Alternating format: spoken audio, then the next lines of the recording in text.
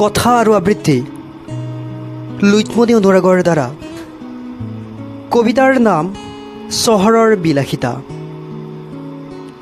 চহৰত কিমান আৰু হোটেলত বিলাসিতা বস্তু খোৱা, গাঁৱলৈ আহিবিচোন, খুৱাই দিম পন্তা ভাত। কেতিয়াবা খাই পাইছনে শুকান মাছৰ লগত পদিনা শাকৰ জুতি লগা? কিমান আৰু শিল পিন্ধি নাচিবি ক্লাববোৰত, গাঁৱলৈ আহিবি, বিহু নাচিবি, তেতিয়াহে গম পাবি বিহু কি, ক্লাব কি আৰু অসমীয়াৰ স্বাভিমান কি।